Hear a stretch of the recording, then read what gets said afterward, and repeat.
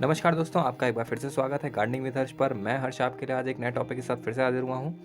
आज हम बात करने वाले हैं गेहूं की फसल के बारे में कि गेहूं की फसल जो है लगाए हुए ये अप्रॉक्सीमेट मुझे 40 दिन हो चुके हैं और 40 दिन बाद हमें इसमें क्या छिड़काव करना चाहिए या हमें इसको किस तरीके से ग्रोथ पे लाना चाहिए। चलिए जानते हैं इसके बारे में। तो वीडियो शुरू करने से पहले आपसे एक रिक्वेस्ट है कि अगर आप हमारे चैनल पर पहली बार आए हैं तो हमारे चैनल को सब्सक्राइब करना ना भूलें।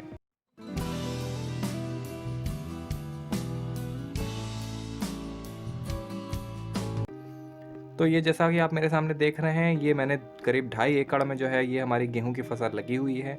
और गेहूं की फसल पे जो है वो लगभग जो है हमारा 40 दिन की हो चुकी है। और इसमें जो है एक साथ काफ़ी जो है किल्ले फूटने लगे हैं।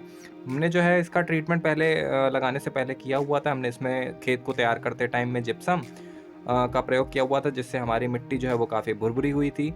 और जिप्सम जो है वो हमारी मिट्टी को काफ़ी अच्छी तरीके से भुरभुरा भी बनाता है और मिट्टी का अच्छा सुधारक है। तो उसके लिए हमने एक वीडियो पहले से ही बनाई हुई है, आप उसको जा करके देख सकते हैं। मैं उसका डिस्क्रिप्शन में लिंक दे दूँगा। तो चलिए जानते हैं कि आखिरकार इसमें हमने 40 दिन बाद अपनी फसल को अच्छी तरीके से ग्रोथ पे लाने के लिए करना क्या है, ताकि इसमें जो है बालियाँ जो है वो मोटी निकलें और हमारा प्रोडक्शन जो है वो काफ़ी अच्छा निकले। तो आप जैसा कि देख रहे हैं कि हमने सिंचाई भी अभी लगा दी है। तो सिंचाई के बाद में हमें ध्यान ये देना है कि सबसे पहले हमें इसमें खरपतवार नाशक का ही प्रयोग करना है। खरपतवार नाशक का प्रयोग करने से हमें ये होगा कि जो इसके अंदर वीड जो होती हैं साथ में वो उगाती हैं, जैसे कि जब कंपोस्ट वगैरह हम इसमें डलवाते हैं या गोबर की खाद डलवाते हैं, तो जो हमारी गाय वगैरह होती हैं ये अगर साथ में जो बीज वगैरह खा लेती हैं, तो वो जब हमारे खेतों तक पहुंच जाते हैं तो वो वीड बहुत ज़्यादा बन जाती है, जो हमारी मिट्टी के अंदर जो पोषक तत्व होते हैं उनको तेज़ी से चूसक का काम करते हैं। एक तरीके से उनको जो है सक करते रहते हैं और हमारा जो फसल होती है वो कहीं कहीं पे बहुत कम ग्रोथ पे आती है और कहीं कहीं पे बहुत ज़्यादा ग्रोथ पे आ जाती है। तो हमें सबसे पहले खरपतवार नाशक का प्रयोग करना होगा। खरपतवार नाशक का प्रयोग करने से फसल भी जो है हमारी थोड़ी सी उसकी ग्रोथ धीमी हो जाती है। तो फसल की ग्रोथ को हमें सही लाने के लिए हमें एनपीके का छिड़काव जो है वो हमें आवश्यक होता है। जब कभी भी आपकी 40 से 50 दिन की जो है फसल हो जाए तो उस पे जो है खरपतवार नाशक का प्रयोग हमें ज़रूर करना चाहिए। खरपतवार नाशक को जो उसमें दी हुई मात्रा होती है उसके हिसाब से आपको घोल करके फसल के ऊपर छिड़काव करना ज़रूरी है, ताकि जो है हमारे खरपतवार जो है वो ख़त्म हो सकें।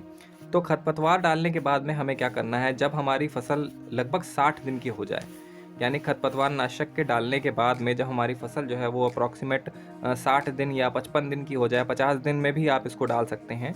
तो आपको एनपीके जो है वो आपको 20-20-20 या 19-19-19 का प्रयोग करना है। इसमें जो है 19-19 में 19% नाइट्रोजन और 19% पोटेशियम और 19% जो है फॉस्फोरस होती है, जो हमारे पौधे के जो है विकास के लिए बहुत ज़्यादा ज़रूरी होती है।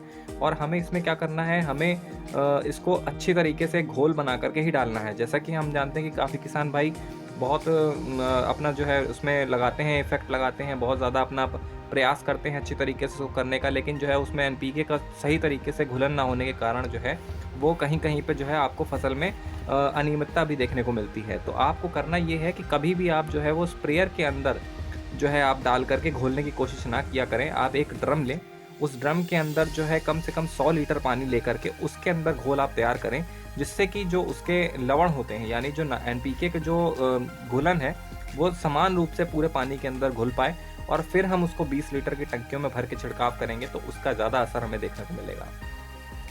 साथ ही साथ जो है हमें गेहूं की फसल में सल्फ़र वाला, यदि आप इफ़को का एक प्रोडक्ट आता है जिसमें 18-18-18 के साथ में सल्फ़र का भी उसमें जो है वो मात्रा पाई जाती है, तो आपको क्या करना है कि अगर आप 19-19-19 या 20-20-20 के अलावा अगर आप 18-18-18 जो कि इफ़को द्वारा दी जाती है, जिसमें सल्फ़र की 6% के आसपास की मात्रा होती है, तो वो अगर अपने पौधे में देते हैं तो उससे आपकी जो बालियाँ होती हैं उनमें चमक भी काफ़ी अच्छी आती है। आपको क्या करना है, सबसे पहले तो जब आपकी पौधे की विकास हो रही हो, जब आपकी फसल का विकास का कार्यक्रम चल रहा हो, तब आपको जो है उसमें 19-19 या 18-18 विद सल्फर, और या तो आपको 20-20 का छिड़काव करना है। आपको जो है एकड़ के हिसाब से 1 किलो, अधिकतम 1 किलो है आपको यूज़ करनी है। और जैसा कि आप देख रहे हैं कि ये देखिए मिट्टी हमारी जो है कहीं कहीं पे जो है आपके पौधे जो हैं या बीजों का जमाव नहीं हो पाया है। तो जब कभी भी आपके ऐसे ही आपको दिखने लगे तो प्रॉब्लम ये समझिए कि आपको उसमें ह्यूमिक एसिड का भी प्रयोग करना चाहिए। जब कभी भी आप अपने बीज को लगाएं तो उसमें ज़्यादा फुटाव के लिए आप उसमें क्या कर सकते हैं, जो ह्यूमिक एसिड है उसके साथ में ट्रीट करेंगे तो आपका बीजों का फुटाव जो है वो काफ़ी अच्छा होगा।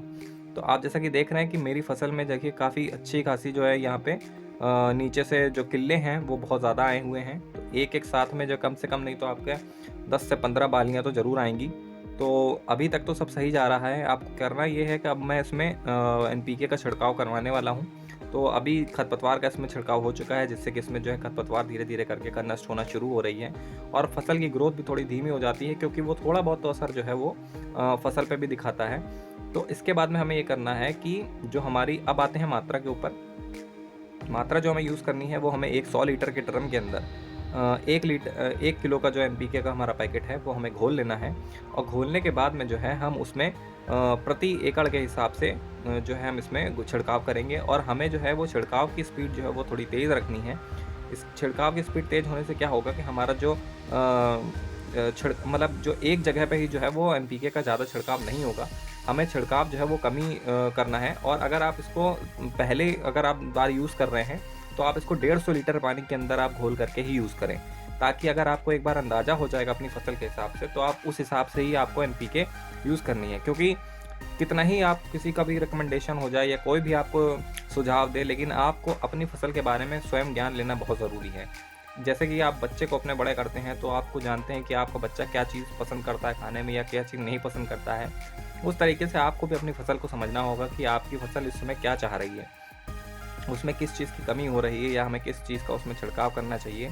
तो ये सबसे बेहतर तरीका यही है कि आप कोई भी अगर नई खाद आप प्रयोग करना शुरू कर रहे हैं, तो उसको प्रयोग करने से पहले जो है आप थोड़े से एरिया में आप छिड़क करके आप एक बारी देख लें। जब आपको 1 या 2 दिन में आपको उसमें कुछ रिज़ल्ट दिखे या आपको उसमें कुछ अंतर, मतलब आपकी पत्तियाँ ना झुलसें या आपको कुछ अलग सा नकारात्मक जो है इफ़ेक्ट ना दिखे, तो आप उसको आगे पूरी फसल में छिड़काव करिए।